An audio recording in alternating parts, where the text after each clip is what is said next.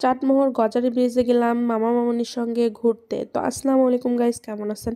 আলহামদুলিল্লাহ আমি অনেক ভালো আছি। এখানে আমরা বিকেলবেলা রেডি হয়ে গেছি, আমি, আমার বোন, মামা, মামানি সবাই মিলে। আর আমাদের উদ্দেশ্য ছিল মিষ্টি কেনার, মানে মামা হচ্ছে সবার জন্য মিষ্টি কিনবে, যার জন্য আমরাও এখানে মামাদের সঙ্গে যোগ দিছি যাওয়ার জন্য। যাক, এইখানে আমরা সবাই মিলে এখন গাড়িতে উঠবো আর গাড়িতে উঠেই রওনা দিয়ে দিব।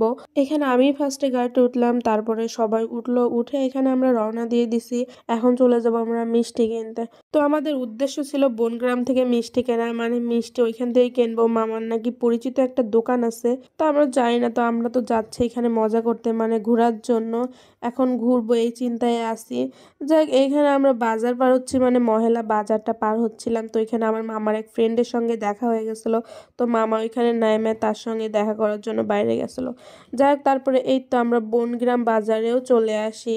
তো বনগ্রাম বাজারে এসে আমরা আসলে মিষ্টির দোকানটা খুঁজতেছিলাম, বাট কোথাও পাচ্ছিলাম না, মানে মামা ওভাবে চেনে না। মিষ্টির দোকান তো পাইলাম না ঠিকই, কিন্তু ঘুরতে ঘুরতে আমরা চলে যাচ্ছিলাম গজারি ব্রিজের রাস্তায়।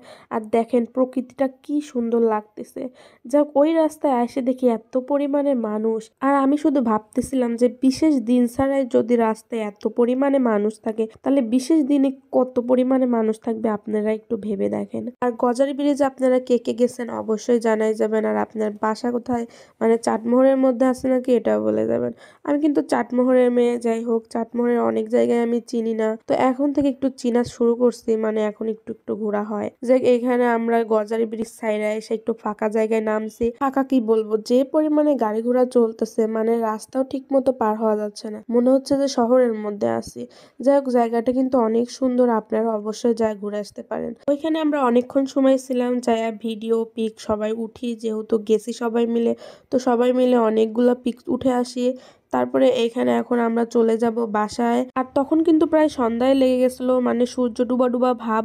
তাও কি পরিমাণে মানুষ, মানে বাসায় যাওয়ার নামই নাই, ছেলে মেয়ে উভয় এইখানে আছে। যাক, জায়গাটা যেহেতু অনেক সুন্দর, তো প্রতিনিয়ত তো মানুষ থাকবেই, প্রতিদিন যাবে আসবে, এটাই স্বাভাবিক। তার উপর জায়গাটা আবার ভাইরাল। হ্যাঁ, তো আপনারা যারা যারা পাবনার মধ্যে থাকেন তারা তারা অবশ্যই জায়গাটা চিনবেন, এটাই স্বাভাবিক। সবাই ঘুরে আসাও হয়ে গেছে। আর আমি যখন চিনতাম না, তখন খালি শুনতাম যে চাটমোহর গজারি ব্রিজ, চাটমোহর গজারি ব্রিজ, সুমানে আমার সামনে পোস্ট আসতো, বাট আমি চিনতাম না। আমি খালি ভাবতাম যে এই গজারি ব্রিজ কোথায়, আমি চাটমোহরে তাকে কিন্তু চিনি না। আর এইখানে রাস্তায় যাওয়ার পথে দেখেন কত পরিমাণে হাঁসের ঝাঁক যাচ্ছে, আর এরা কি ভদ্র, মানে সবাই একসঙ্গে যাচ্ছিল। যাক, তারপরে আবার চলে আসে এই যে আমাদের মহেলা বাজারে।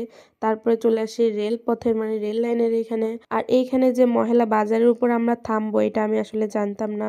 মানে যেহেতু মিষ্টি কেনার উদ্দেশ্যে আসছি, আর